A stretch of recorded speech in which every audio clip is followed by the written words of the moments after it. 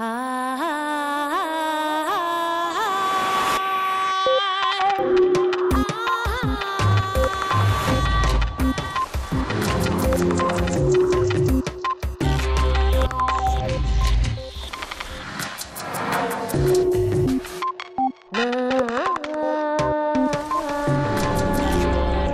concierto de impulsos eléctricos en el cerebro surge todo aquello que nos hace ser quienes somos. Gero Missenbock. Todo lo que somos, nuestras emociones, recuerdos, sueños y pensamientos, es el producto de los impulsos eléctricos de nuestras neuronas. Si pudiéramos encenderlas y apagarlas a voluntad, alcanzaríamos un conocimiento más profundo de cómo el cerebro controla nuestro comportamiento. Esto es exactamente lo que está logrando Gero Missenbock de la Universidad de Oxford, mediante una técnica de la que es pionero, la optogenética.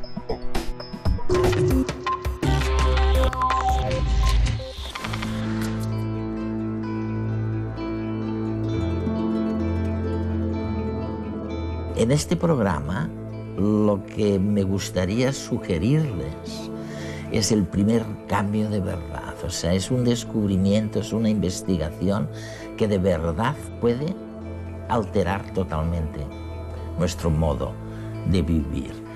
Se trata de utilizar la luz específicamente para conectar o desconectar neuronas y descubrir algo de esta manera de su misterio, lo que hacen y por qué. Gero, trabajas en un campo maravilloso. Les contaba a los telespectadores que es una disciplina verdaderamente nueva, porque lo que pretendéis es hacer pruebas con interferencias y ver cómo afectan dichas interferencias a las neuronas, a los circuitos neurales y a la conducta. Se trata de un cambio radical, ¿verdad? Se trata de influir con la luz sobre el entramado neuronal. Sí que es un cambio radical hasta cierto punto. El campo que ahora denominamos optogenética empezó hace 10 años, cuando mi equipo y yo realizamos los primeros experimentos para trasplantar una proteína fotosensible parecida a las proteínas que tenemos en los ojos a algunas neuronas. Demostramos que era posible activar dichas neuronas simplemente exponiéndolas a luz. Muchos investigadores han estudiado el cerebro a través de intervenciones, como los famosos estudios de lesiones con pacientes que sufrían daños en algunas partes del cerebro. Eso es. De este modo se lograron pistas importantes sobre qué partes del cerebro, por ejemplo, intervienen a la hora de ver, hablar o moverse. Pero creo que todos esos intentos eran bastante rudimentarios comparados con lo que podemos hacer ahora. Increíble. Y vosotros aplicáis luz al cerebro. ¿Cómo lo hacéis? Hay dos ingredientes. El primero, como tú dices, es aplicar la luz. Si trabajas con un animal pequeño, como nosotros, que experimentamos con moscas de la fruta, simplemente arrojamos luz sobre todo el animal hasta que suficientes fotones alcanzan las neuronas que nos interesan y las activan. Y luego el segundo ingrediente es que hay que modificar dichas neuronas para que contengan una proteína que responda a la luz. Lo logramos con ingeniería genética. Ingeniería genética.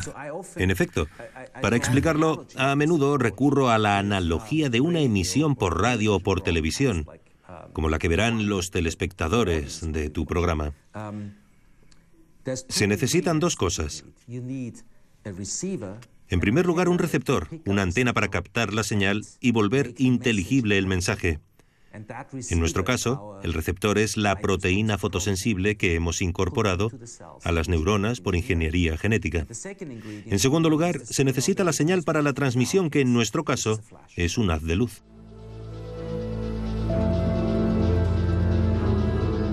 El cerebro humano tiene unas 100.000 millones de neuronas, tantas como estrellas en la Vía Láctea.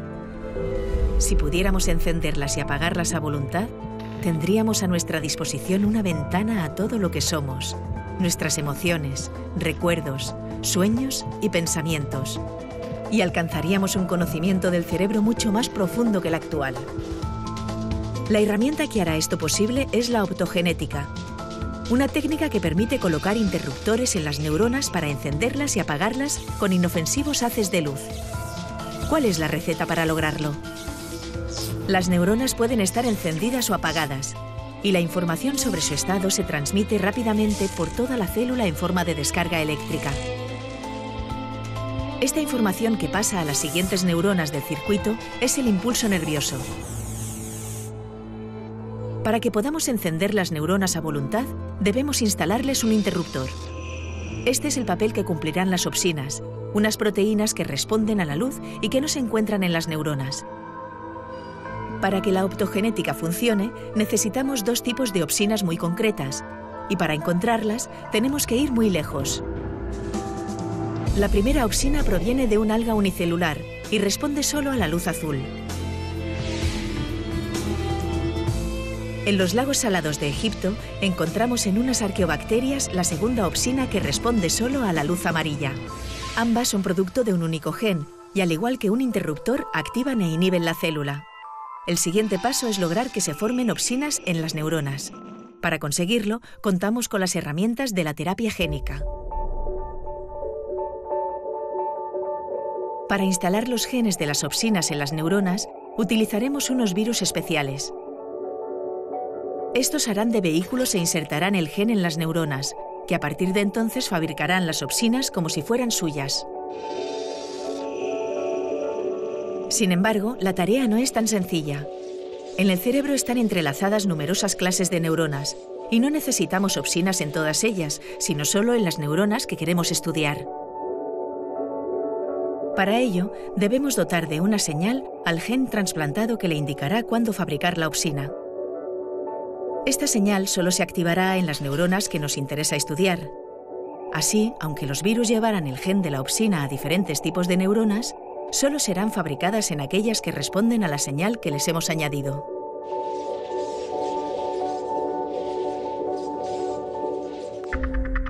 Veamos cómo se combinan todos estos ingredientes. Tenemos neuronas seleccionadas y hemos conseguido que fabriquen las opsinas.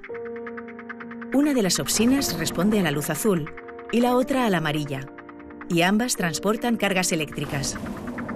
Pero lo más importante es cómo esto influye en la neurona, que también basa su actividad en las cargas eléctricas. El toque final de esta receta es que la opsina que responde a la luz azul activa las neuronas y la que responde a la luz amarilla las inhibe.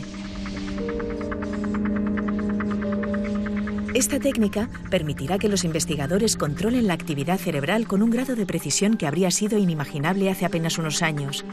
La optogenética se utiliza ahora en experimentos con animales para comprender cómo funcionan los circuitos normales y, algún día, podrá emplearse para tratar un amplio abanico de enfermedades cerebrales humanas. Es increíble. Mientras hablabas, pensaba que hasta ahora todas las maneras de interferir en el cerebro eran muy invasivas, porque usaban electrodos o métodos agresivos. Esta mañana me has hablado de Delgado, español. Sí, el neurocientífico español José Delgado, que fue profesor en la Universidad de Yale, en Estados Unidos. Sí, creo que llegó allí en la década de los 50. Sí, en los 50 y los 60, sí. Yo también era profesor, aunque no supe de la existencia de Delgado hasta que realicé mis propios experimentos, en los que modificábamos por control remoto el comportamiento de un animal. En nuestro caso, la mosca de la fruta. En el caso de Delgado, mira, Eduardo, este libro. Es fantástico. Como era español, el animal que eligió fue, por supuesto, un toro. Como ves, aquí está el matador que, en lugar de blandir una espada, sostiene un pequeño radiotransmisor. Al toro se le han implantado electrodos en el cerebro previamente. Al activar el control remoto, se estimula la parte del cerebro que disminuye el comportamiento agresivo. El experimento funcionó. Aquí puedes ver a Delgado arriesgando la vida. pero el toro se detuvo y no arremetió contra él. Se detuvo gracias a esa interferencia, ¿no? Se paró a medio ataque porque se le estaba instando, mediante una interferencia directa con su sistema neuronal, a detenerse. ¿Hay alguna probabilidad de que en el futuro utilicemos la luz, igual que la utilizáis para conocer el cerebro, para generar en el cerebro la sensación de satisfacción, de recompensa por lo que has hecho? De hecho, estos experimentos ya se han hecho. Hace 3 años experimentamos con moscas y otros grupos han experimentado con otros animales. El caso es que pudimos manipular los sistemas neuronales que señalizan la recompensa o su opuesto, el castigo. Activar las recompensas mediante control remoto óptico generó en los animales la sensación ilusoria de que ciertas conductas estaban asociadas con resultados positivos o negativos. Como resultado de ello, los animales modificaron permanentemente su conducta. Aprendieron de un error que jamás habían cometido o de una recompensa que jamás habían recibido. Es decir, logramos programar artificialmente recuerdos nuevos en el cerebro de los animales y luego medimos cómo actuaban según los contenidos de esos recuerdos que habíamos creado artificialmente. Veamos 2 experimentos con optogenética realizados por Missenbock. Las moscas tienen unas neuronas especializadas en huir de las amenazas.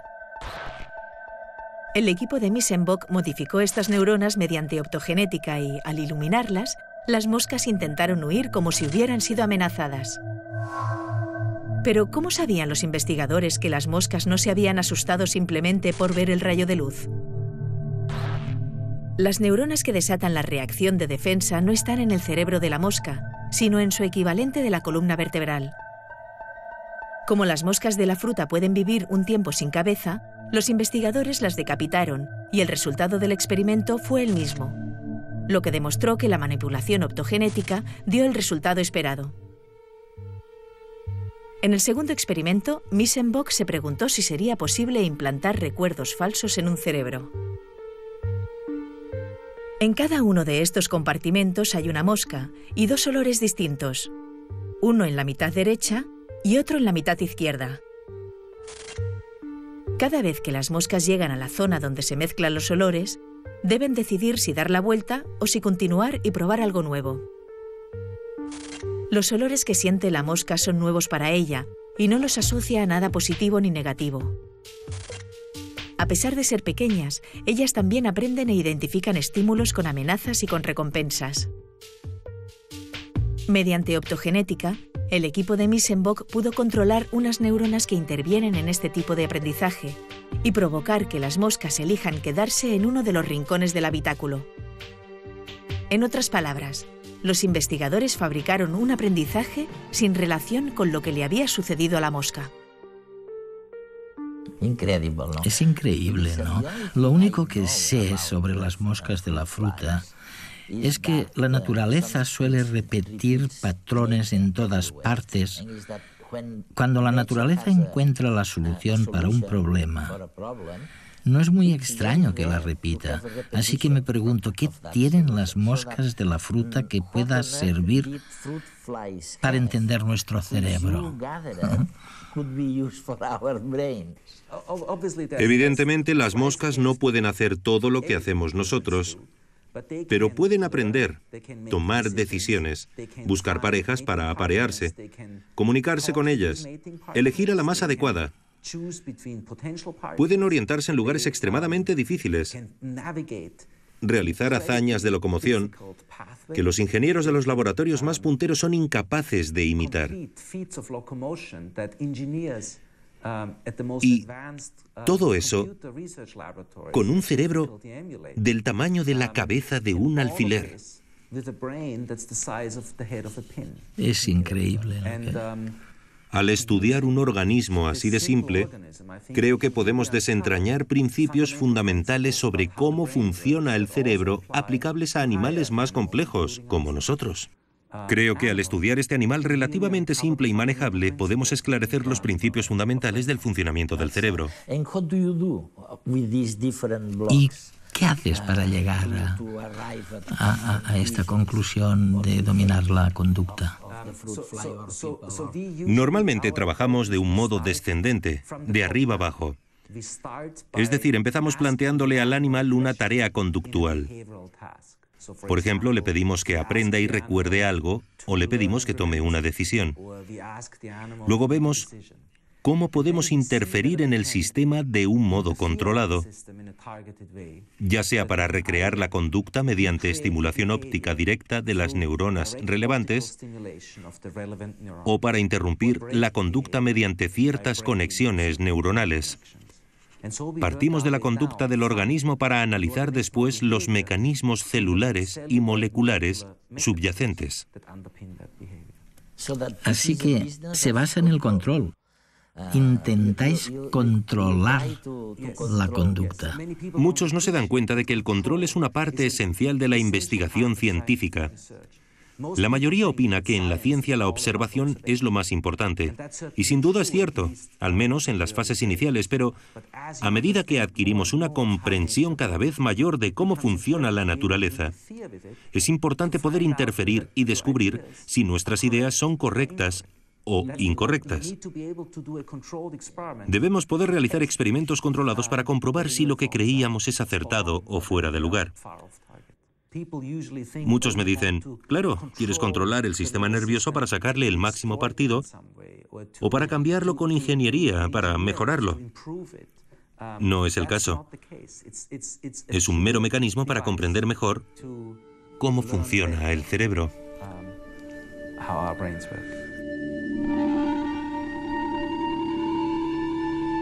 ¿Está la mente relacionada con la actividad neuronal? José Delgado, un neurofisiólogo español recientemente fallecido, sorprendió al mundo en 1964 con su Estimosiever, un rudimentario aparato de control mental a distancia que consistía en un electrodo controlado por radio implantado en la profundidad del cerebro de un animal. El Estimosiever le permitió detener una vaquilla en plena embestida. Delgado y muchos otros neurocientíficos suponían que la mente dependía de algún tipo de actividad neuronal y se hacían una pregunta: ¿sería posible invertir el proceso y estimular las neuronas mediante la tecnología para modificar la mente? El Estimosiever fue una de las maneras de intentar responder a esta pregunta, pero se topó con una gran dificultad. La estimulación eléctrica del cerebro es poco precisa. Las descargas afectan a zonas enteras donde existen numerosas neuronas diferentes y a menudo se ponen en marcha instrucciones contradictorias. Por tanto, inventos como el Estimosiever están tan lejos de proporcionar un supuesto control mental como lo estuvo el electroshock de curar enfermedades psiquiátricas.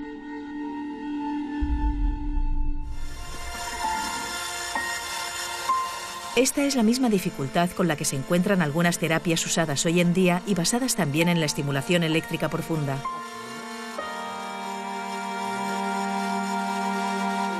Aunque determinados pacientes de Parkinson o depresión parecen beneficiarse, los efectos secundarios son numerosos e incontrolables. Además, a pesar de los avances, instalar electrodos en el cerebro es muy invasivo. Los medicamentos tienen el mismo problema.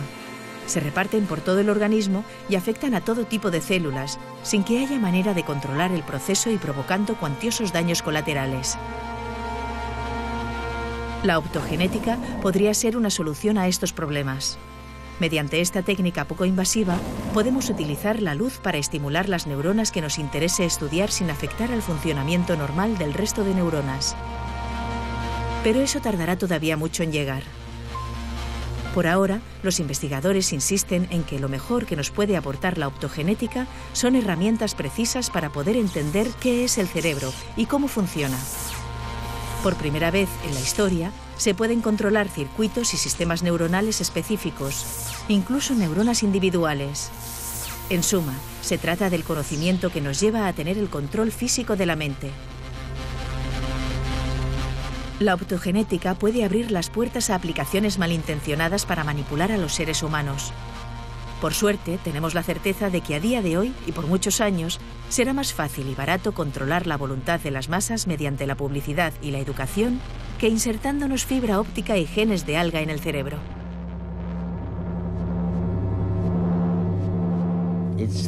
Es fascinante porque lo que sugieres es que tal vez podamos controlar, por ejemplo, la depresión o la enfermedad de Parkinson.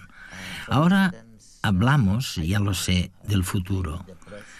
Pero quizá en lugar de tomar un fármaco, en lugar de tragarse una pastilla, se abra la posibilidad de simplemente utilizar la luz para influir en la conducta de las personas, ¿no? Sería un cambio radical. Bastaría con que la luz actuara. Sí, es una posibilidad, aunque remota. No creo que vaya a materializarse el año que viene ni en los próximos 10 años. No olvides que para que la luz surta efecto en el cerebro, hay que haberlo modificado genéticamente antes, mediante una especie de genoterapia para que el sistema nervioso humano responda a la luz. Y eso me parece que todavía queda lejos.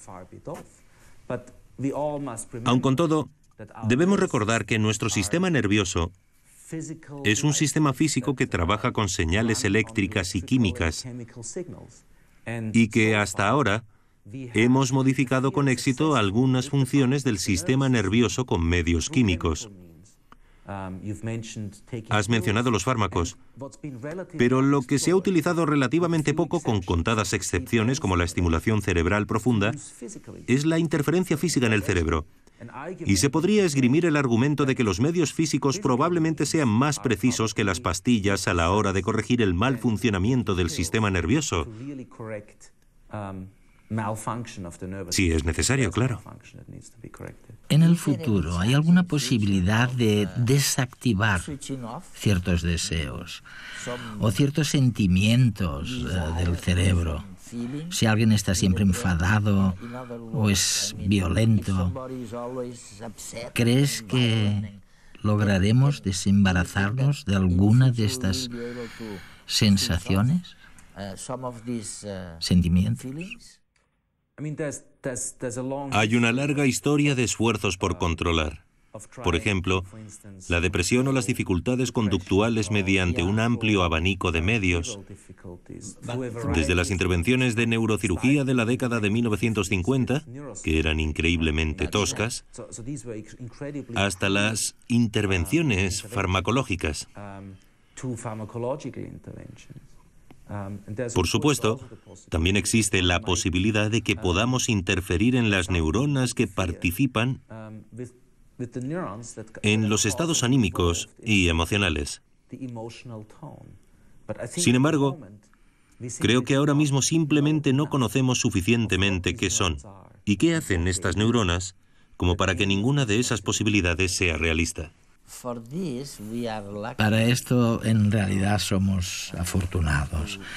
En cierto modo, porque al saber que las neuronas son entidades eléctricas y que las neuronas se comunican entre sí por impulsos eléctricos, tú lo has dicho, y por supuesto, cuando una neurona se comunica con otra, a veces algo cambia. Hay un aumento o disminución en el voltaje. Siempre digo que en realidad todos nos engañamos pensando que hay alguien ahí dentro, en nuestras células, ¿no? Que hay un Eduardo y un Gero ahí dentro. Sin embargo, lo más probable es que no haya nadie ahí, solamente neuronas enviando impulsos eléctricos. Del concierto de impulsos eléctricos surge todo aquello que nos hace ser quienes somos. Nuestras percepciones y el mundo que discernimos no son más que la representación de la realidad en el lenguaje de impulsos eléctricos en miles de millones de neuronas. Almacenamos y rememoramos recuerdos mediante impulsos eléctricos. Y los impulsos eléctricos también controlan nuestros movimientos y determinan nuestras emociones. Es verdad que nos atiborran con alegatos de que han descubierto algo que va a transformar radicalmente nuestras vidas, ya sea un nuevo medio de transporte o la propia revolución digital. Muy a menudo se trata de una exageración bien intencionada de algún protagonista oscuro del conocimiento que no desemboca en ningún cambio radical, como se había dicho. Después de mi encuentro con el científico Gero Meisenbock en la Universidad de Oxford, a mí me caben pocas dudas de que el cambio que sus investigaciones dejan entrever puede revolucionar nuestras vidas en los próximos 50 años en la misma medida que lo hizo la revolución digital. La optogenética no solo nos permitirá conocer el cerebro como nunca antes, sino también manipularlo a nuestro antojo, aunque para ello tengamos que insertarle fibra óptica y genes de algas.